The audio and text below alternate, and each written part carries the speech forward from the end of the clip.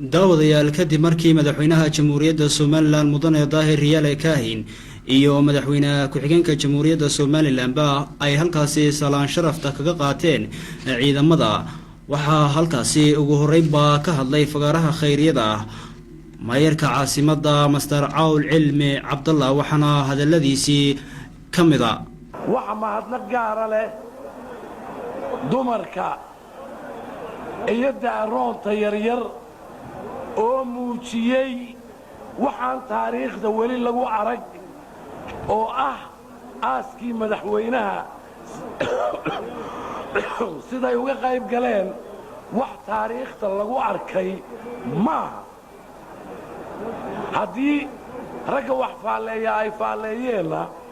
waxaa la yidhi aaskii Jamaal Cabdi Naasir ayuunbaa inaga weynaa ka ku xiga baynu nahay waa garateen inuu Nelson Mandela ahaa madaxweynaheennii hore waa garateen inaynaan madaxweyne hore oo inaga dhintay aanu jirin waa garateen inaynaan taariikhdeenna xus u samayn oon gobonnimadii cid lagu magacaabo aynaan u dhigan wixii halganna ka dambeeyeyna cid lagu magacaabaa oo inoo qorani ma jirto ama la isku raacsan intaasba waxay inoo diidanaa cudur iyo saqajaannimo iyo qabyaalad aan magacyo laysu oggolayn daaroontu waxay muujiyeen oo dumarku ay muujiyeen oo dhallinyaradu muujisay inay hirkaa culus ee khatarkaa aynu ku soo jiri jirnay laga gudbo weli sidaa loo tegey waa xaq geeridu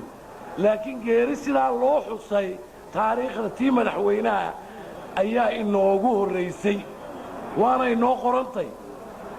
wixii dambana ilaahay cimrigooda ha dheereeyeene waa xeer yaalla sidaasay noqonaysaa waxaa markaa jirta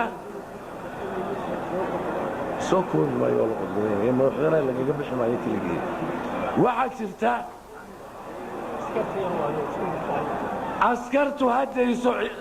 askartu shacbiga ha ixtiraamto wanaag ha tilmaantee budhkay lulayaan ha joojiyeen khudbaddaydu mana gaabna mana dheera laanno madaxweynaha ayuunbaa iga dambaynaya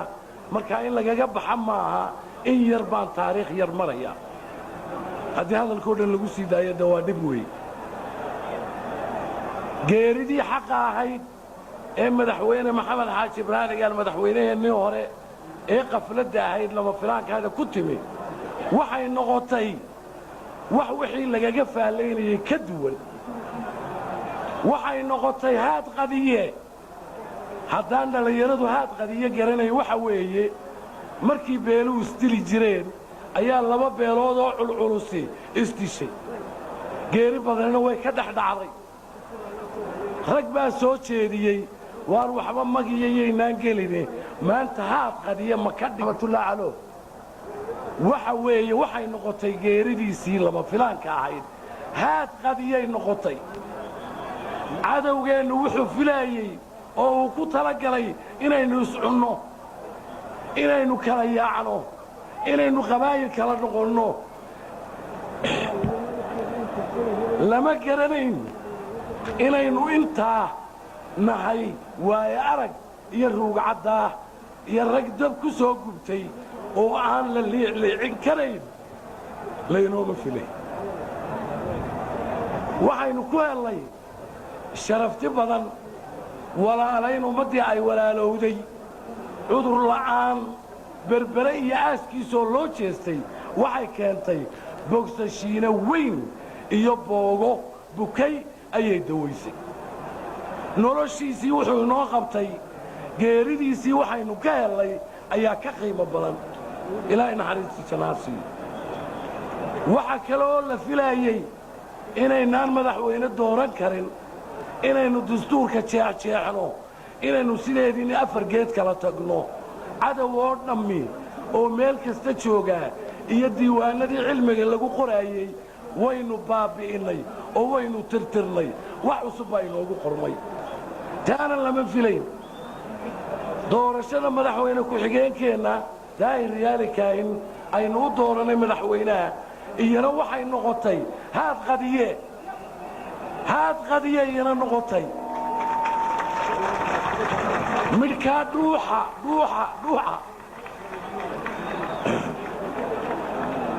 waxaa la doonaayey inaynu habraysu qabsanno waxaa la doonaayey inaynu idhaahno galbeedku ma geyo madaxweynaha waxa laynaga filaayey inaynu idhaa bari ma geyo iyadana haad qadiyaynu ka dhignay habar waadnu tuurnay galbeed baanu dooray oo beelaha laynagu qiimaynayo bari iyo galbeedba waxa weeye dhegta dadka waxa ka badatay esanan baa xoraysatay oo isaaqa esanan baa qabsatay oo isaaqa esanan baa imankale ku amarku taaglaynaysaa oo dadka kontaynar ku gurtay xafiis walba oo adduunyada waraaqaa laynaga geeyey waa maragmadoon midhkaasi dadka xuurta waxa ku haysta isaaq baa layidhi isaaqnimadu ha dhacdo ku dhisan mabda'a xun ku dhisan qabyaaladda gobollada ku dhisani ha dhacdo qarannimaynu dhisaynaa qarannimaa inoo xeera sidaasaa madaxweyne ku-xigeenkiina aynu madaxweyne ugu dhisnay oo aynu u dhiibnay dadkii xanta badan iyo adduunyadii inaga qoraysay ee lalahaa isma dhaafin karaan cidna uma dhiibi karaan waa taariikh yaro labaad oo hargayso fuulay qiimayn iyo xishmad ayaa la doonayaa inaynu madaxweyne cusub kula shaqayno iyadana waxa dhacday madaxweyne ku-xigeenkii ayaa iyadana ololo la qaaday waxa la bilaabay halgan culus in madaxweynaha haddii la doono ninba tala siiyo wax daacadina ku jira waxaan daacad ahayn waa ku jiraan waana la isku qabsanayaabaa la lahaa mar saddexaadkiina madaxweyne ku-xigeenkeenna ayaynu doorannay oo uu soo xulay madaxweynaha aynu xilka u dhiibnay kaasna waxa weeye wixii uu isagu soo xulay ayuunbaynu oggolaanaynaa wuxuu inoo garto ay nagu hoggaamiyaan ummade haddaan wax la hoggaamin aan tusaalayno aan la talinno waxay inoo go'aamiyaanbaa ayaa ummadnimadu ku jirta inu noqonaynaa anigu waxaan idin leeyahay saddexdaa goobood oo guul aan adduunyadu hayn ah ayaa soo hoyseen cid idinkula laba maaha shacbiga hargaysa ka boorame ka berbera ka burco ka ceerigaabo ka laascanood iyo inta tuulay leeday idinkaa gartay taa maanta waxaa xorayseen oo dhabahaan u xorayseen oo u muujiseen waxaynu nahay inaynaan rabarhabar danka lahayn inaynaan gobol danka lahayn inaynu u jeedno qarannimo khasaaro badani ku soo dhacay inaynu dhidibada u taagno dariiqaa keliya uun baanaynu kaga bixi karnaa midnimaynu kaga bixi karnaa isjacaylka abuurteen ee berbere loo lugeeyey ee reer boorama u lugeeyeen ee reer saylac u buree u lugeeyeen dhallinyaraha loo batee waa inoo bartilmaameed aan weligee taariikhda ka baxay waxaan idin leeyahay laydiin abaalgudi kari maayo reer hargaysaana u sii aabba ah waa caasimaddii caasimaddu hadday bugto lama caafimaad qabo waa inoo caafimaad qabtaan waxaan idin leeyahay saddexdaa taariikha idiin qoran ayaa diiwaanka maanta inoo gelaya xeerna inoo ah midnimaana awooddeennu ku jirtaa qoloqolo kuma jirto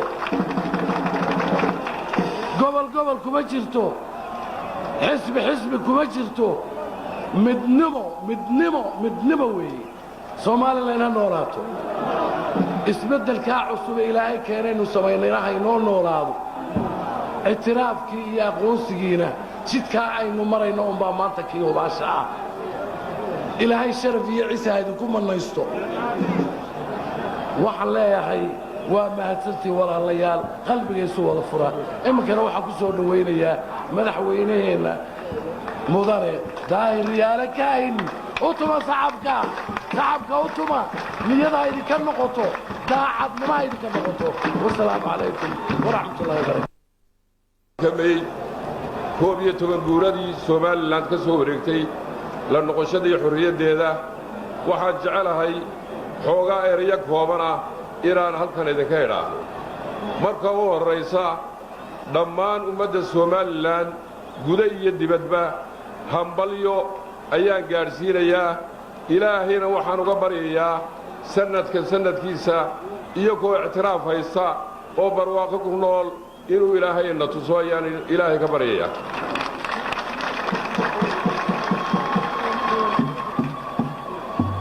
inta markaan ka baxo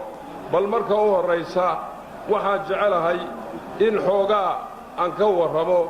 geeridii madaxweynaheennii Allahu naxariistay Maxamed Xaaji Ibraahim Cigaal guud ahaan waxaanu ognahay geeridii ay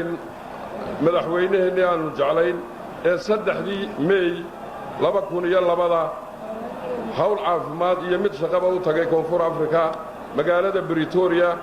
inkastoo ay dhaqaatiirtu ku hawlanayd caafimaadkiisa dadaal badan oo xooggan ay sameeyeen haddana kuma ay guulaysan balse waxaanu ogsoonahay innagoo ku qanacsan in dadaal kasta oo bani aadam sameeyo aanu baajin karaynin qadarka iyo waqtiga taasina ay tahay awoodda eebbe ee ka baxsan shaqada insaanka walaalayaal anigoo qoraalkan ku koobi karayn oona ii saamaxayn waxaan jeclaystay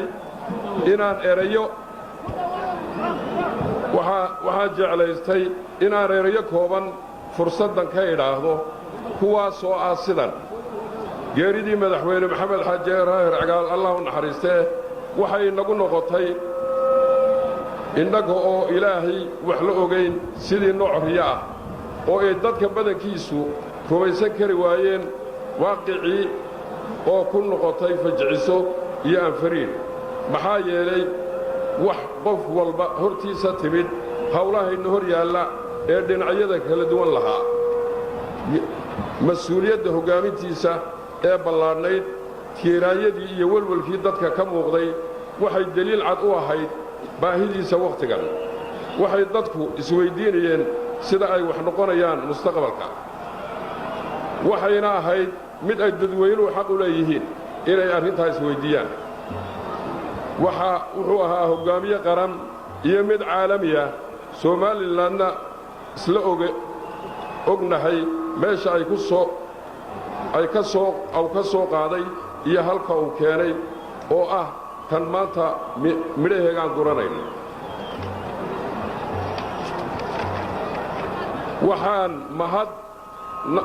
u mahadnaqayaa dhammaan ummadda Soomaaliland gudo iyo dibadba sidii waddaniyadda lahayd ee qiirada lahayd ee duugistii madaxweynaheenna uga qayb qaateen taasoo ahayd mucjisad la yaab leh oo aan ka dhicin taariikhda dalkeenna marnaba waxaan leeyahay ilaahay naxariistii jannaha ha siiyo dhammaanteenna sabir iyo iimaan allah inaga siiyo innaa lilaahi wa innaa ilayhi raajicuun markaan intaa dhaafo geeridii madaxweynaha waxaan jecelahay inaan xuso marxaladihii taariikhiga ahayd ee ummaddani u soo martay la soo noqoshadii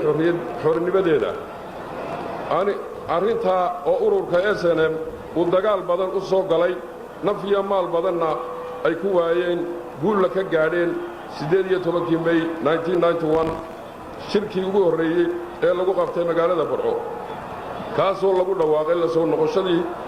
xornimada Soomaaliland halkaasoo ururka SNM loo gartay inuu xukumo 2 sano dalka kadibna ku wareejiyo beelaha Soomaaliland taasoo si sharaf leh ugu wareejiyeen shirbeeleedkii ku qabsoomay boorama 93 oo ah tan maantayna gaadhsiisay inaannu noqonno ummad qaran ah oo dastuur leh oo maanta caalamka oo dhammi ay mucjisad ku noqotay sida aan ugu dhaqmayno dastuurka aanu samaysanno mas-uuliyadda maanta aan ummadda u hayo ma ahin mid aan ku imid qolonnimo tartan iyo xeelad aqoon iyo waayo aragnimo aan dheerahay dadka intiisa kale balse waxaa ku imid ku dhaqanka qodobadii u horreeyey ee dastuurkii aanu codaynay 31 May 2002 aniguna qodobkii u horreeyey waxaan u soo magacaabay Axmed Yuusuf Yaasiin inuu noqdo madaxweyne ku-xigeenka dalka ee mustaqbalka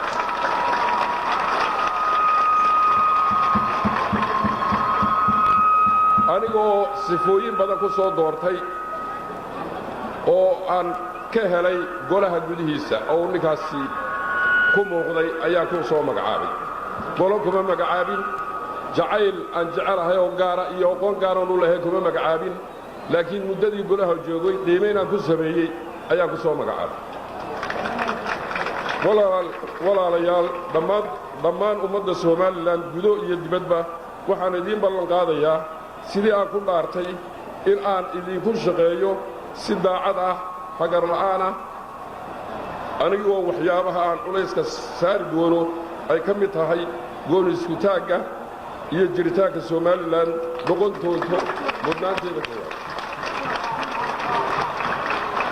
waxaan kaloo ku dadaali doonaa haddii eebba yidhaahdo in maamulka dalka ka jira uu xuduudkiisa inta uu xuduudkiisu ku sugan yahay uu noqdo mid tayo leh oo si siman uga wada shaqeeya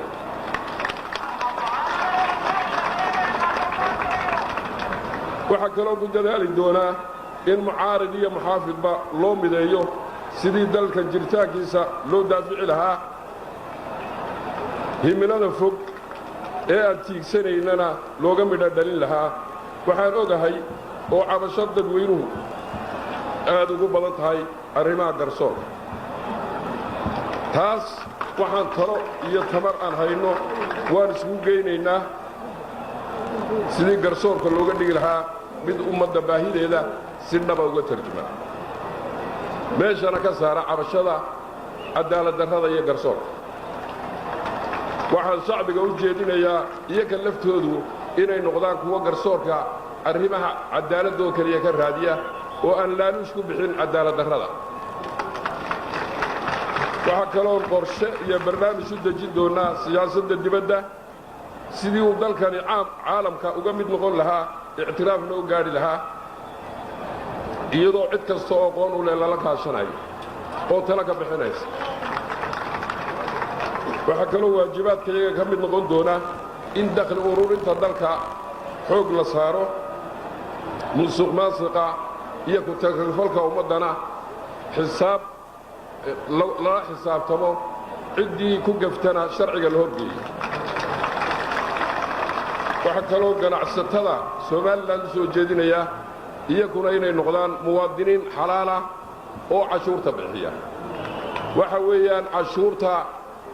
waa mudnaanta koowaad ee ninka muwaadinka ah inuu cashuur bixiyo noqdo weeye iyaguna waa inay sidaa noqdaan dhammaan shaqaalaha u shaqeeya kastamada iyo furdooyinka waxaan ku amrayaa oon xusuusinayaa inay dadka ay u adeegayaan ay ogsoonaadaan inay shaqaale u yihiin oo ay si nadiifa ugu shaqeeyaan oo hagar la'aana maanta oo ah sanad guuradii 11aad ee ka soo wareegtay la soo noqoshadii xornimada innagoo ku ciidayna nabad wax badan oo inoo qabsoomay waxaan ka codsanayaa bulshada Soomaaliland gudo iyo dibadba inay iswada jir gacan igu siiyaan xilka uu eebba ii gartay ee aan ummadda u qabtay waxaana inagu soo foole doorashooyin aad u culculus oo laynaga sugaayo muddada sanadka ka hadhay in aanu qabanno sidaa darteed dhammaan ururada siyaasiga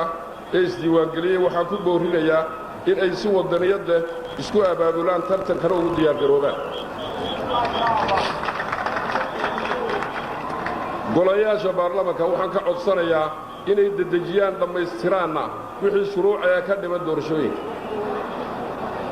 guddiga doorashooyinka ee madaxa bannaan waxaan ku boorhorinayaa inay doorashooyinku ay noqdaan ilaahay sannadkaas sannadkiisa guul hayna gaadhsiiyo midnimo ayaan ummaddeenna u rajaynayaa wassalaamu calaykum waraxmatullaahi wabarakaatu